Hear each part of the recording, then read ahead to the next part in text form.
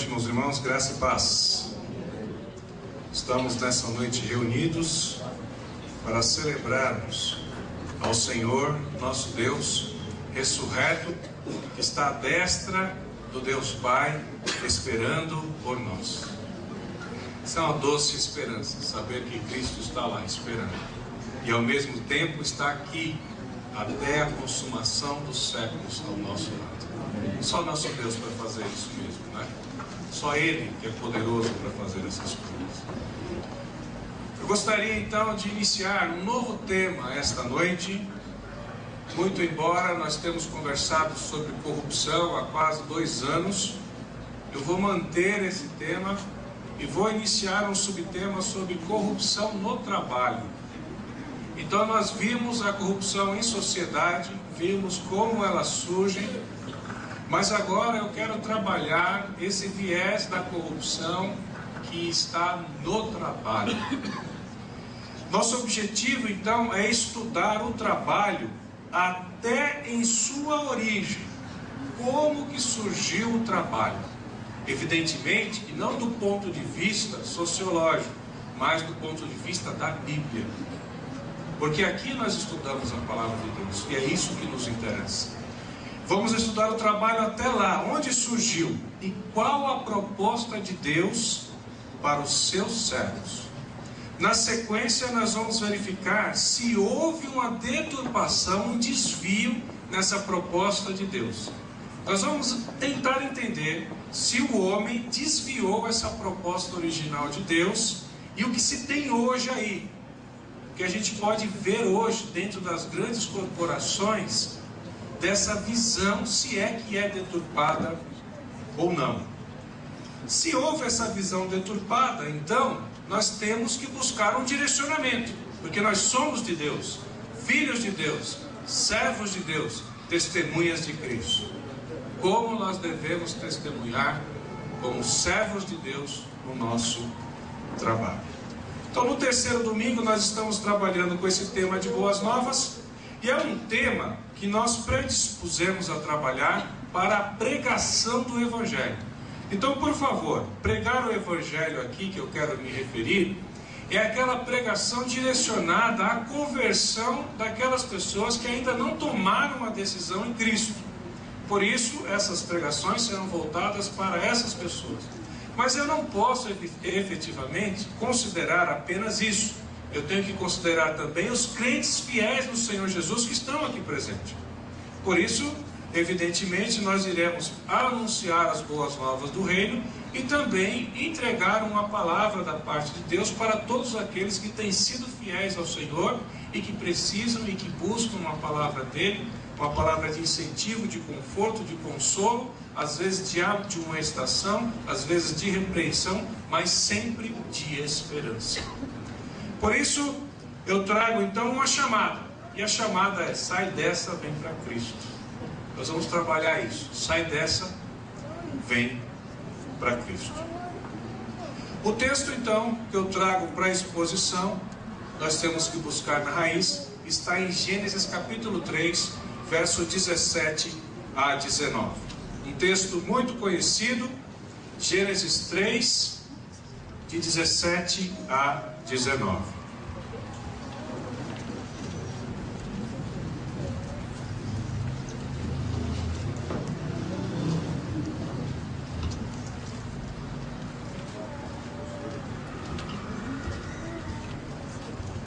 Se todos acharam, permita-me fazer a leitura, e diz assim: E ao homem disse: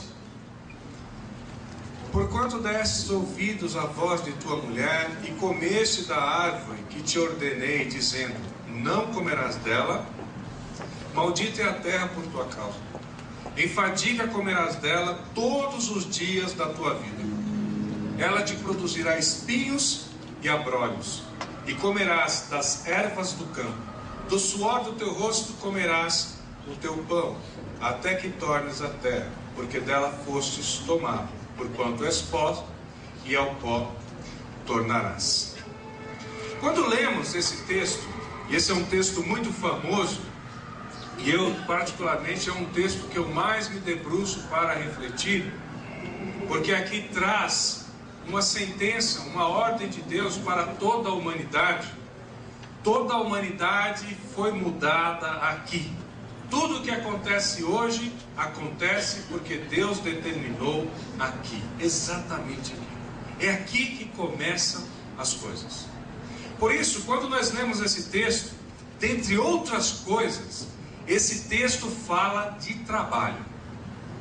Fala de um monte de coisas esse texto, mas esse monte de coisas não será conversado comigo e entre eu e você esta noite. Nós vamos conversar sobre trabalho e a corrupção no trabalho. Então eu quero destacar 3 coisas aqui nesse texto que eu chamo a atenção dos irmãos. Primeira dela, o homem comerá da terra em fadiga todos os dias de sua vida. Como é que o homem vai comer da terra? Em fadiga. A partir desse momento, o homem se cansaria do seu trabalho. A fadiga é o esforço e empenho de alguém para conseguir algo. É aquela coisa que você sente no final do dia de um expediente, quando o dia foi difícil, e você entra em plena Praça da Sé para pegar o metrô às 5h30. Você olha aquele metrô às 5h30 na Praça da Sé. Fadiga. Ou então aquela sexta-feira, sabe aquela sexta-feira que nada aconteceu durante a semana, mas aconteceu na sexta-feira? Parece que esperam a sexta-feira, e não é qualquer horário. É às 4h30 da tarde que esperam para trazer um problema que você vai resolver depois das 7. Esse problema, fadiga. Essa é a primeira coisa que eu destaco, a fadiga do homem. Segunda coisa que eu destaco é o seguinte: a terra produziria espinhos e abrolhos. Isso nos fala de dificuldade de produção de gêneros alimentícios. Espinhos e abrolhos são exatamente aquelas ervas que prejudicam a plantação. Nenhum fazendeiro quer isso na sua plantação. Então há uma dificuldade da terra produzir. E aqui eu faço uma alusão ao nosso Nordeste. Quem já não foi para o Nordeste, né? Quem já não foi para Natal, para Recife, para Olinda, para Bahia, Salvador? Quem já não foi para Vitória, ou melhor, já é Sudeste? Quem já não foi para esses lugares? Mas eu queria te convidar a traçar 2 dedinhos do ponto mais oriental das Américas, que é Recife, 2 dedinhos para dentro do mapa, e nós vamos entrar no sertão. E no sertão existe um projeto de plantação de melão. Eu não sei se você sabe, mas o melão precisa de uma quantidade de água muito grande. É absurdo a quantidade que o melão exige para produzir. Melão, melancia, mamão, são frutas bem suculentas. E quanto mais suculenta a fruta, mais água precisa. De onde que se tira essa água do sertão? 150 metros abaixo da terra. Sabe o que é isso? É como daqui no Carrefour. A água sai quente, quase evaporando.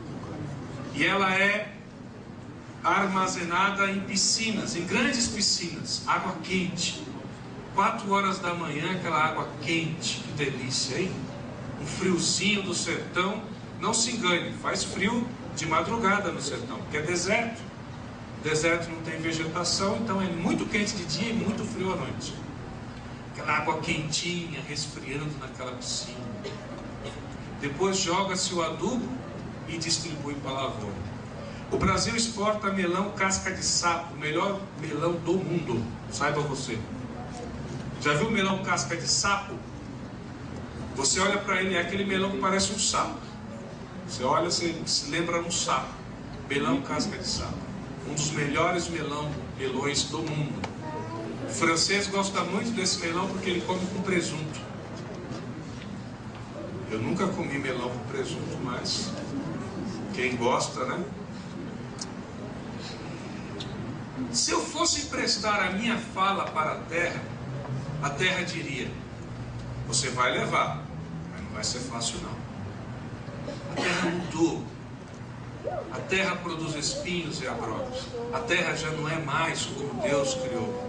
Houve uma má formação por conta de um pecado do homem. Segunda coisa que eu destaco então é a terra, a produção agrícola. Terceira coisa que eu destaco é o seguinte: o homem comeria o pão com o suor do seu rosto. Tem que suar para ganhar o pão. Então uma das coisas que eu faço, eu gosto de fazer, é quando eu tenho aquele dia cheio de audiência. Aquele dia que me passa no ralo. Por exemplo, sexta-feira. Saí daqui, fui para Mogi, de Mogi fui para Tatuapé, de Tatuapé voltei para Mogi, de Mogi fui para a escola, da escola eu vim para cá, de cá fiz uma reunião, daqui eu fui para minha casa. Quando eu cheguei em casa, o que eu estava? Fatigado. Fatigado. Mas meus irmãos, enquanto eu tirava o meu terno para tomar o meu banho, eu louvava o Senhor, porque do suor do meu rosto eu ganhei o meu pão. É uma ordem de Deus. Quem poderá fugir dessa ordem? Deus ordenou, é com o suor do nosso rosto. Se você está transpirando para ganhar o teu pão, saiba, isso é ordem de Deus. Você está cumprindo uma ordem dele. Mas a deturpação disso daí é quando alguém quer ganhar o pão sem o suor. Aí é que está o grande problema. Aqui é que entram aquelas pessoas que querem tirar vantagem de tudo. Pessoas que armam como se fossem armadilhas para prender o inocente que trabalha, que derramou o seu suor, que batalhou contra a terra, que produz espinhos e abrolhos, e que venceu a fadiga para dar sustento à sua família. Pense num golpe que é aplicado aí em sociedade, um estelionatário. É um homem que quer ganhar sem trabalhar. Essa é a verdade. Mas às vezes eu penso que o trabalho que ele tem para sustentar as mentiras é tão pavoroso que ele acaba transpirando mais do que nós. Ele faz um esforço tão grande para nos enganar que ele acaba trabalhando em dobro. Então eu gostaria agora de ilustrar esses 3 pontos com um exercício mental e depois com uma pergunta. Primeiro exercício mental que eu gostaria que você fizesse: pense em algo que você não gosta que alguém faça. Pensa aí. Deixa eu te ajudar. Existem pessoas que odeiam ser acordadas com grito. Sabe aquele soninho gostoso que você está lá? Você está sonhando dirigindo aquele carro importado. Ou então que você está naquela pescaria. Aí, de repente, você está pegando peixe e o peixe olha para você e fala: acorda, amor, acorda, amor. E você acorda, ou o seu esposo ou a sua esposa te acordando. Bate aquela raiva, não é? Existem pessoas que odeiam que deixam a pia com louça suja. Mas ficam tão bravas. Tem gente que detesta acordar cedo. Então, pense aí numa coisa que é repugnante para você. Você odeia, você não gosta que faça. Pensou? Agora vem a pergunta que eu quero fazer. Se alguém fizer isso que você odeia, esse alguém terá a possibilidade de ser seu amigo ou sua amiga? Alguém conseguirá ser seu amigo ou sua amiga fazendo isso que você odeia? Ele sabe que você não gosta, mas faz. Faz uma, faz duas, faz três, às vezes faz para te pirraçar. Eu vou fazer isso aqui porque fulano não gosta.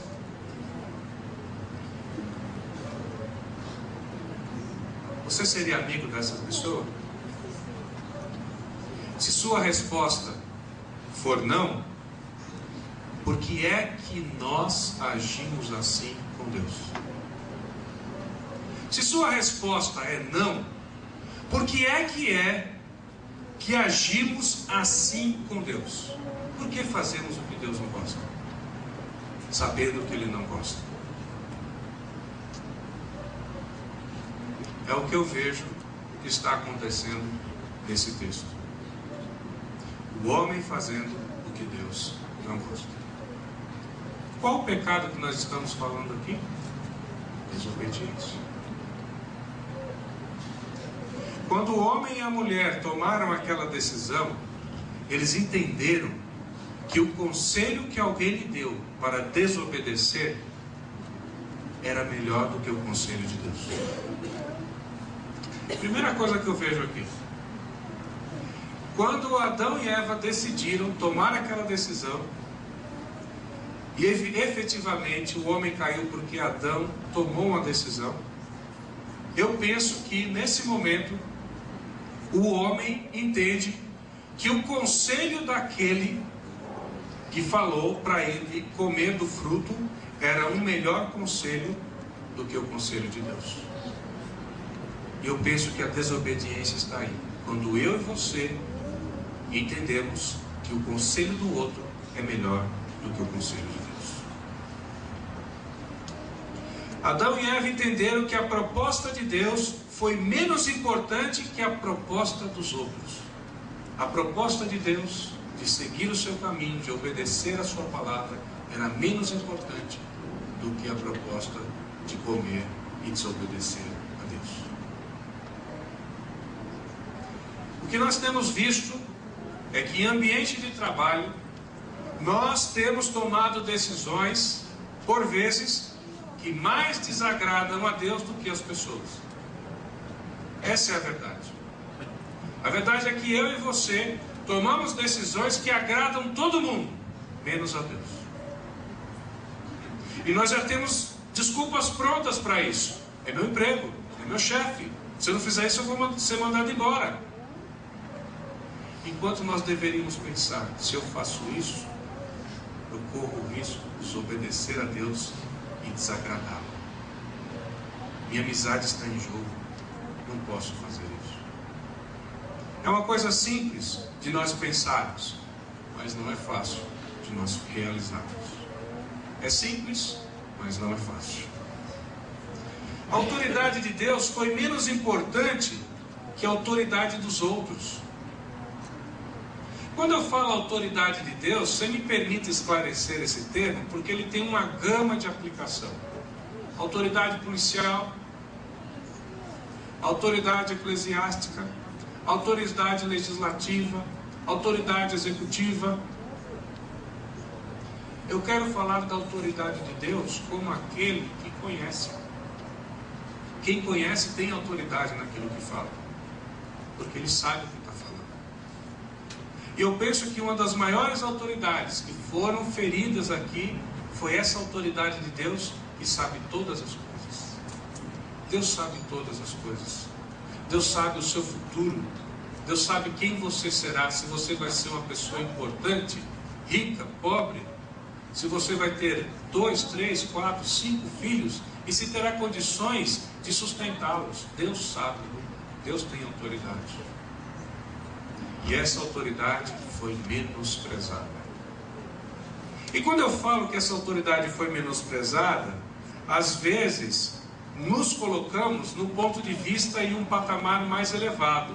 Então nós olhamos Adão e Eva assim: vocês erraram.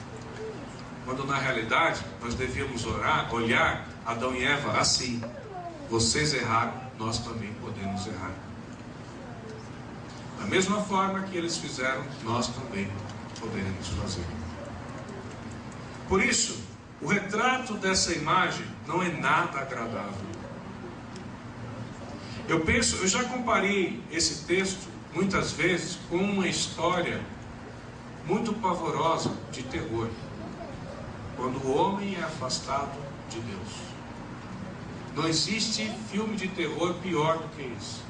Quando eu e você buscamos um caminho longe do Senhor. É uma história de horror.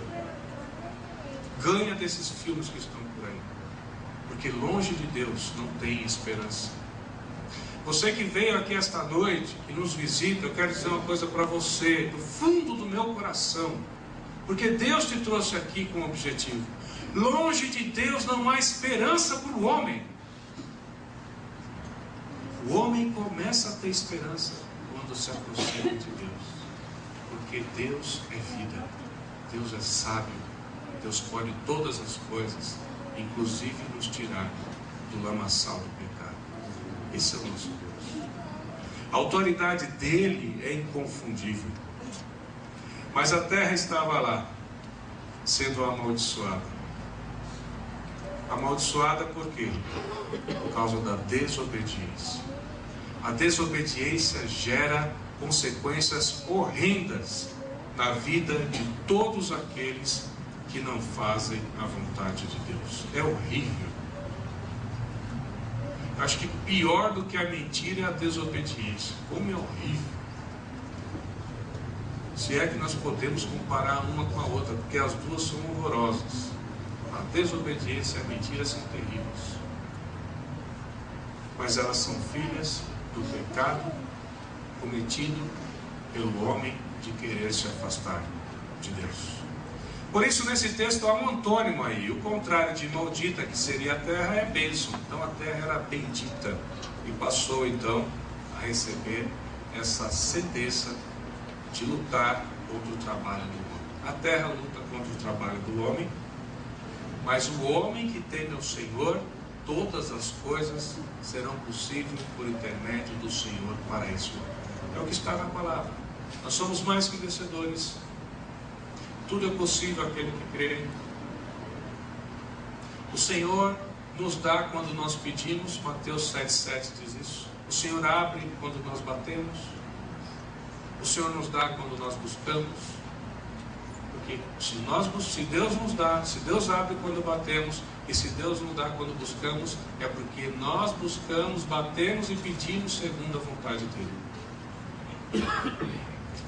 Então, essa promessa é uma bênção. O suor do rosto, a terra produzir espinhos e abrolhos, e então teremos fadiga pelo nosso trabalho.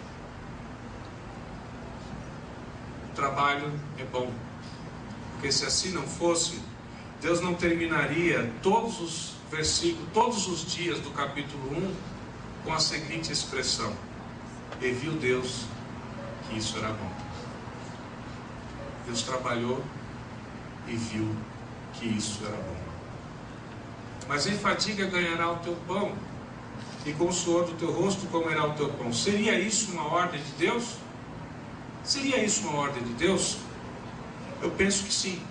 Eu penso que quando nós decidimos trabalhar e nós cumprimos essa ordem, nós estamos fazendo a vontade de Deus. Mas existem aqueles que não querem fazer. E para você ter uma noção do que eu estou falando, eu gostaria de apresentar para vocês uma imagem de dois seres que eu entendo que ilustram bem isso. Nossa proposta é justamente essa: estudar qual é a deturpação do trabalho, se o pecado deturpou ou não. E aí eu trouxe duas figurinhas para apresentar para vocês. E essas duas figurinhas estão no reino animal, porque eu não encontrei no mundo humano duas figurinhas que retratassem tanto a corrupção quanto esses dois. E eu entendo que os animais, às vezes, por vezes, são mais sinceros do que os homens. Esse é o tronco e o suricato. O tronco, diante da necessidade de se alimentar, surrupiou o trabalho do suricato. E ele faz isso sempre quando tem dificuldade. Afinal de contas, ele precisa sobreviver, não é verdade? Muito engraçado. Eu ria. Pra que filme de comédia, né?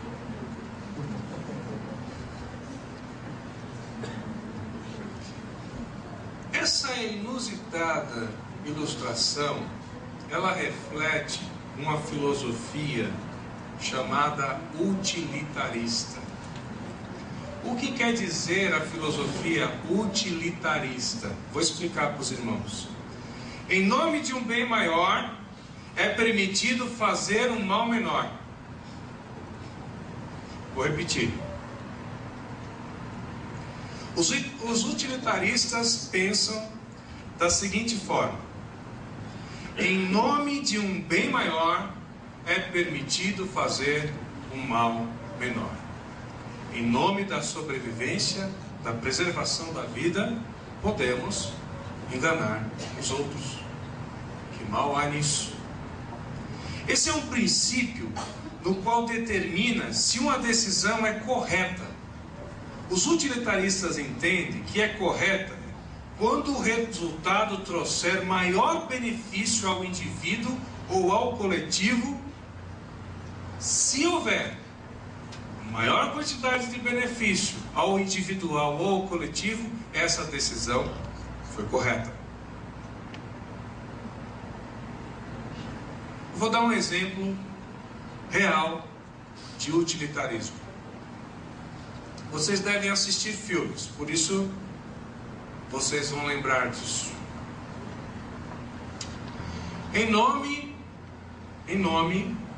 da paz e da segurança das nações, eu invado um país, mato civis, destruo fábricas na busca de terroristas que tentam tirar a paz do mundo. Então, em nome de uma segurança nacional, mundial, melhor dizendo, eu mato, eu destruo, eu acabo com vidas, eu dilacero sociedades. Esse é um exemplo de mal menor para preservar um bem maior. Qual é o bem maior? A segurança do mundo. Qual é o mal menor? Matar terroristas. Vocês devem ter ouvido a polêmica, a celeuma que deve ter dado a respeito das informações que circulam pela internet e que quem acompanhou percebeu que existem capturas de informações que você manda pela internet. Então aí, os apaixonados por Facebook, os apaixonados por entrar em sites, por mandar mensagens de SMS, cuidado. Quando você mandar, a sua mensagem já está sendo interceptada. Eu não vejo a hora deles franquearem isso para os pais. Eu queria todos os SMS, assim, para a gente capturar e interceptar as informações. Fiscalização online.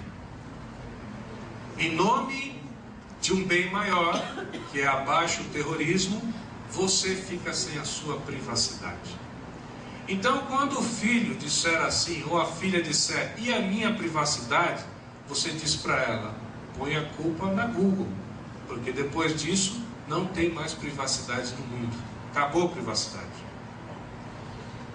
Em nome de um bem maior, nós fazemos um mal menor.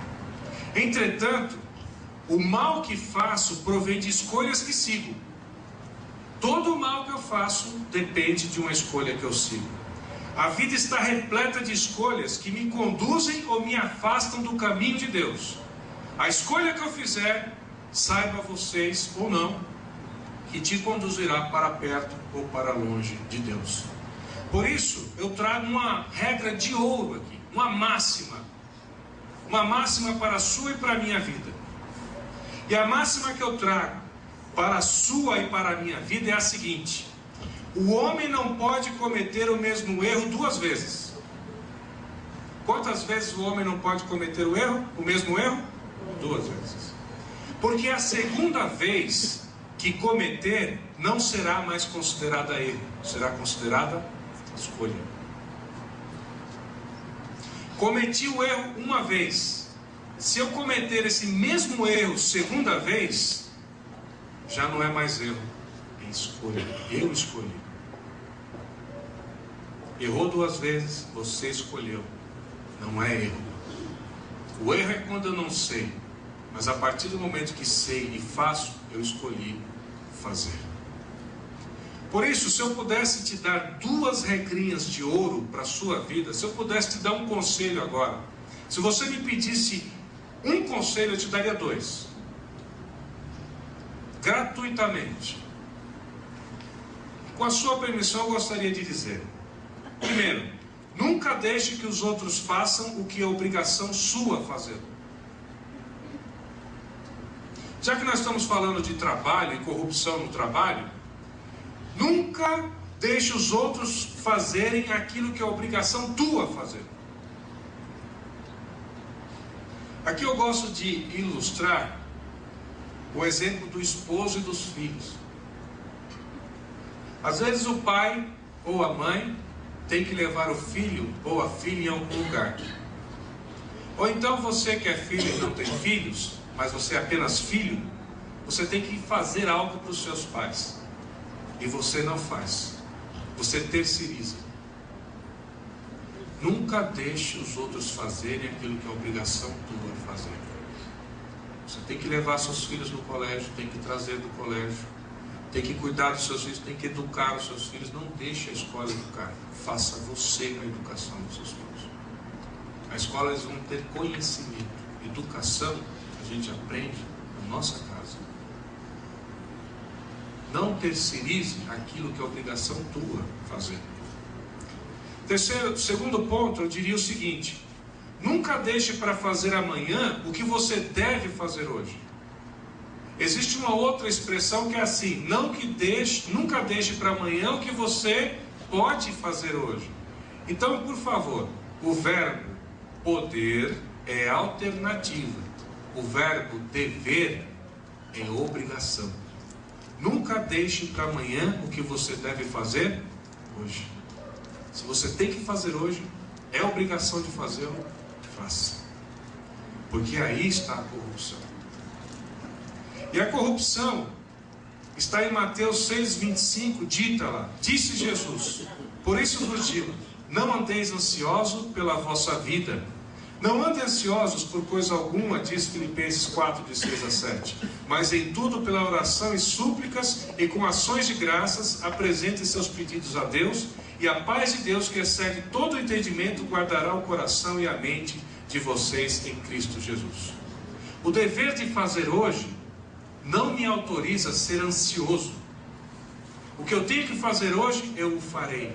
Mas isso não me deve deixar ansioso pelas coisas de amanhã. A cada tempo, o seu tempo. Por isso, quando eu devo fazer hoje, não tenho que ter ansiedade. Porque a ansiedade, Deus diz, não tenha ansiedade por coisa alguma. Tem que fazer hoje, faça. Se pode, se está autorizado a fazer amanhã, deixe para amanhã. Não ande ansioso.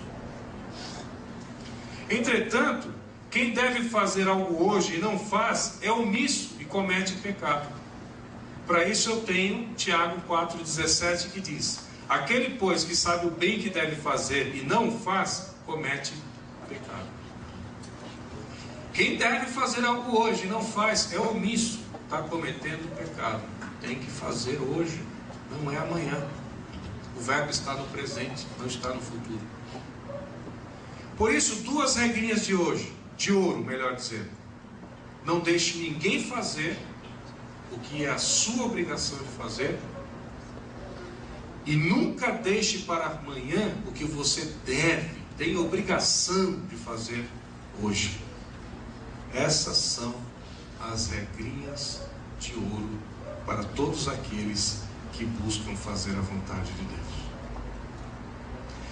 Mas o exemplo que eu trouxe são de 2 animais: o suricato e o drongo. Um pássaro que, em nome da sobrevivência, engana. E um suricato que, em nome da sobrevivência, é enganado. Percebe? Um, para sobreviver, engana e subtrai o trabalho do outro. E aquele outro, que também quer sobreviver, é enganado e perde o fruto do seu trabalho. Vemos aí então uma corrupção instalada num mundo que reflete o mundo dos homens. Mas será que o homem seria animal? Será que o homem seria um animal para nós compararmos ele a um suricato e a um dombo? Seria ele um animal? Para responder essa pergunta, eu faço uma proposta semelhante à lógica. Então eu vou propor essa lógica aqui para os irmãos. O homem é animal. Se o homem foi feito à imagem e semelhança de Deus, logo Deus é animal. Vou repetir a lógica, tá bom? Olha só. Admita que a ciência esteja correta e que o homem seja um animal. Não é isso que dizem? Então vamos lá. O homem é animal. Sim ou não? O homem foi feito à imagem e semelhança de Deus. Logo, Deus é? Deus é animal? Tem alguma coisa errada aí, né? O pastor já advertiu. Deus é espírito. Tem alguma coisa errada aí. Então, o homem não é um animal, porque ele foi feito à imagem e semelhança de Deus. Animal o homem não é.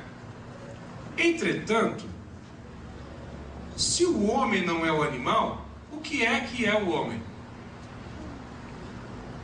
Quem poderia me responder? Se o homem não é animal, o que é o homem? Bom, eu tenho duas respostas para vocês. Não precisa falar. Já trouxe, estou lendo aqui no esboço, está fácil. A primeira conclusão que eu chego, é que o homem é um ser que escolhe. Ele escolhe. Eu escolho Deus, não escolho Deus. Eu escolho o pecado, não escolho o pecado. Eu escolho ser justo, escolho não ser justo. O homem escolhe. Escolhe a esposa ou a esposa o escolhe. O homem é um ser que escolhe. A segunda que eu vejo aí é que o homem é um ser que escolhe, mas esquece. O homem é um ser que esquece. Tiago capítulo 1, do verso 19 em diante, diz: seja o homem tardio para falar, pronto para ouvir, e tardio para falar, tardio para se irar. Tardio para falar, tardio para se irar, mas pronto para ouvir. Isso é o que Tiago 1,19 diz. Mas na sequência, ele diz o seguinte: que na ira não se opera a justiça de Deus. Na ira do homem não opera a justiça de Deus. E quem comete tais coisas, semelhante ao homem que contempla o seu rosto natural em frente ao espelho, e saindo, logo se esquece do que viu lá. O homem é um ser que esquece. A gente contempla o nosso rosto natural e esquece, vai embora. A gente consegue ver quem somos e nos esquecemos. Por isso, meus irmãos, eu gostaria, depois da exposição desse texto, eu gostaria de fazer uma conclusão com vocês em 2 Coríntios 5,17. Vamos abrir nossas Bíblias, por gentileza, em 2 Coríntios 5,17.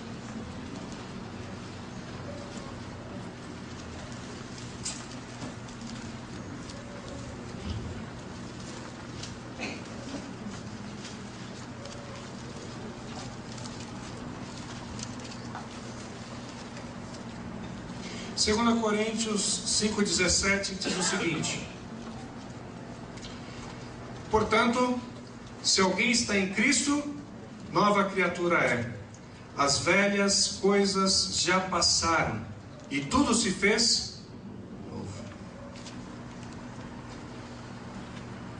Muito embora exista uma sentença sobre o mundo, existe uma dificuldade para nós ganharmos o nosso pão, Deus não nos dá o direito de praticarmos um mal menor em nome de um bem maior.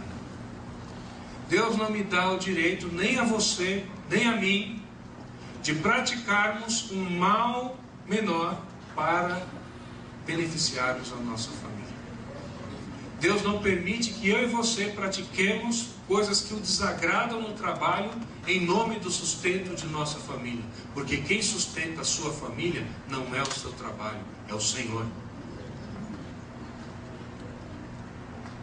Eu já repeti essa pergunta aqui, eu falei essa pergunta uma vez, melhor dizendo, e gostaria de repetir. Eu fiz uma pergunta a uma pessoa que era bem sucedida. Era uma pessoa que tinha dinheiro. Muito dinheiro não, tinha dinheiro, não tinha problema com isso. Trabalhava, sustentava a família, tinha um padrão de vida muito bom. E eu perguntei para essa pessoa: por que é que você me diz que você é o que é e eu sou o que sou? E ele falou: o quê? Eu falei: então deixa eu trocar em miúdos. Por que é que você acha que você tem uma vida tranquila, financeiramente falando, e eu trabalho? Você trabalha um dia, eu preciso trabalhar um mês para ganhar o que você ganha. Por que que essa coisa acontece no mundo? Aí a resposta dele foi assim: olha, eu acho que eu trabalhei muito, eu me formei no exterior, fiquei sem minha família, estudei muito, acordei cedo, sempre trabalhei, eu trabalho de sábado, domingo, feriado. É por isso? Ele é: rapaz, eu fiz a mesma coisa. Fiz a mesma coisa, eu trabalho de sábado, domingo, feriado também. Faço a mesma coisa, mas eu não tenho o que você tem. Sabe por quê? Porque essa é a vontade de Deus. Essa é a vontade de Deus. Deus quis assim. Mas eu sei de uma coisa: o pouco que eu tenho com Deus é muito. O pouco que eu tenho me basta, satisfaz todas as minhas necessidades, porque eu tenho um Deus que é provedor na minha vida. Qual é a diferença daquela pessoa que trabalha muito para ganhar o que ganha, e aquela que trabalha pouco e ganha mais do que você? Qual é a diferença?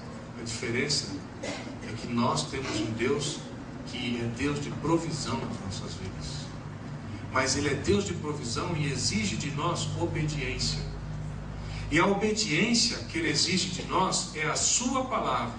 E se nós obedecermos a sua palavra, Deus é fiel e justo para nos livrarmos de todas as consequências do pecado, obedecendo a palavra.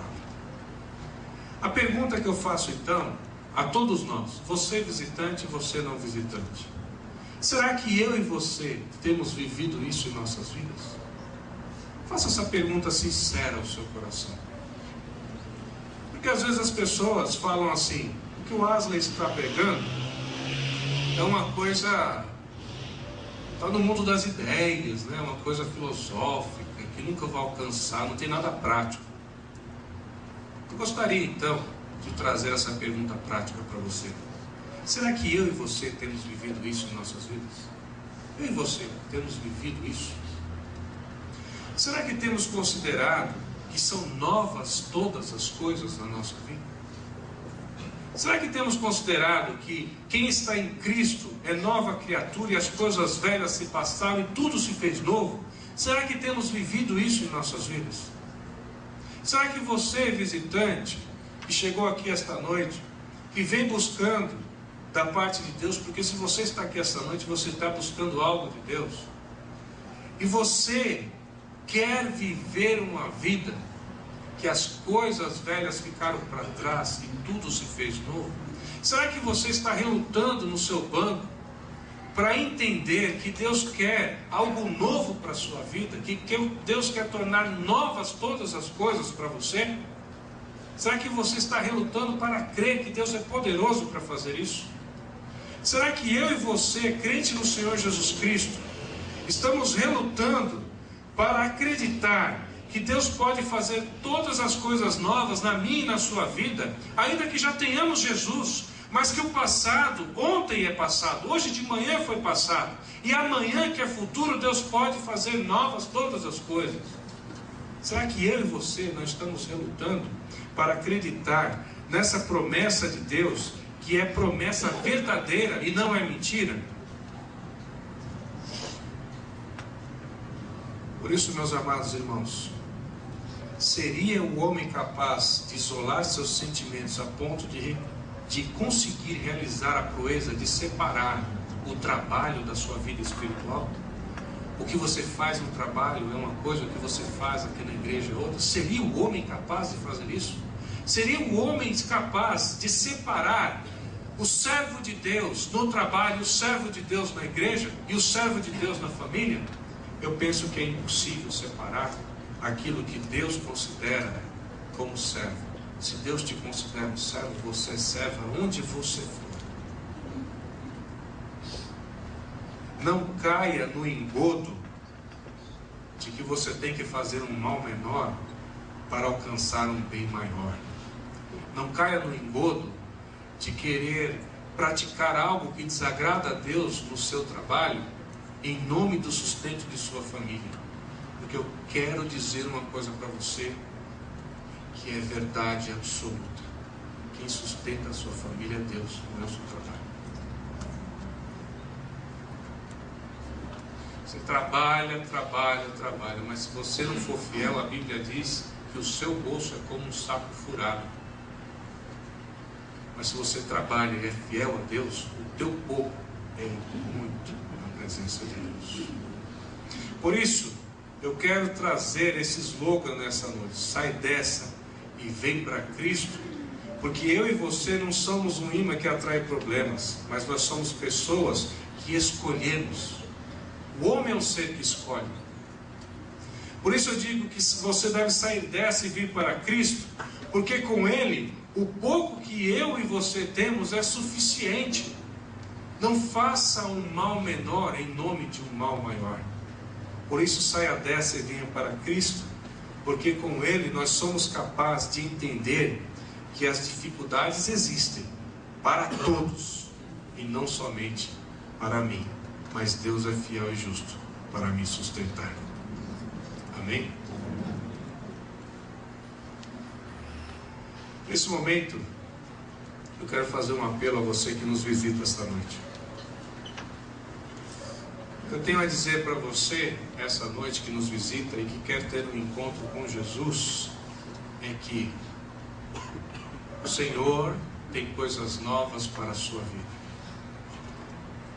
Porque a partir do momento que eu e você decidirmos por Jesus, nós nos tornamos novas criaturas. E as coisas velhas já não são mais influência em nossa vida. Elas passaram e as coisas se renovam.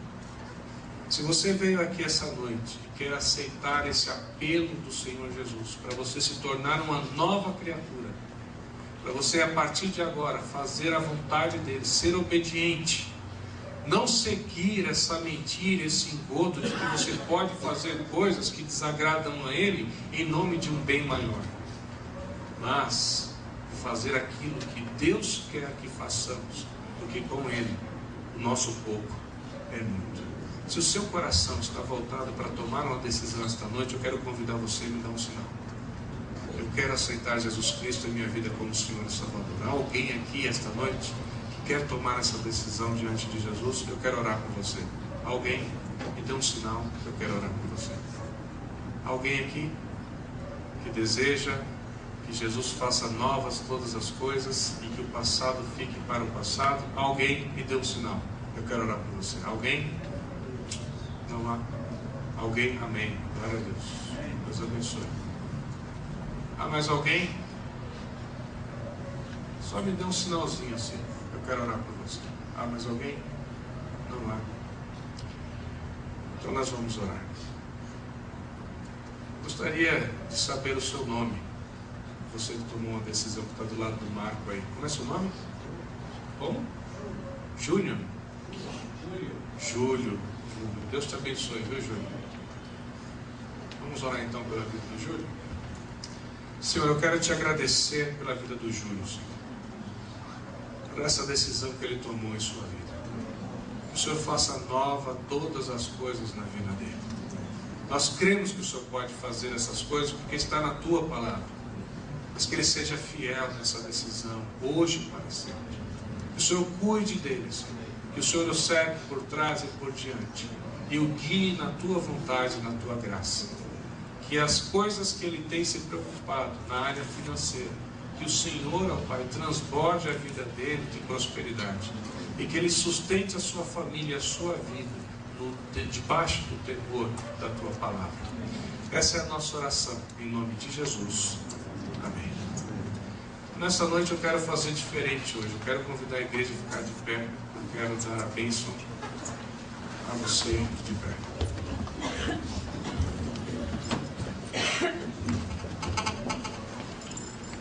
Senhor Deus, ergo as minhas mãos, ó Pai, não com minha autoridade, mas com a autoridade de um servo de Deus vocacionado por Ti. E eu abençoo o Teu povo, Deus, em nome do Senhor Jesus Cristo. Que o Teu povo, Senhor, seja próspero nessa terra. E que a prosperidade do Teu povo seja vista por todos aqueles que ainda não temem o Teu nome. E que essa prosperidade, Senhor, desperte o interesse de todos de Te servir e de Te honrar. Que o Senhor, ó Pai, durante essa semana, faça o rosto dos Teus servos brilharem. Que a obediência, Senhor, na vida dos Teus servos seja uma verdade. E que as Tuas misericórdias, Senhor, transbordem a vida, os celeiros e a família dos Teus servos, hoje e sempre, em nome de Jesus. Amém. Glória a Deus.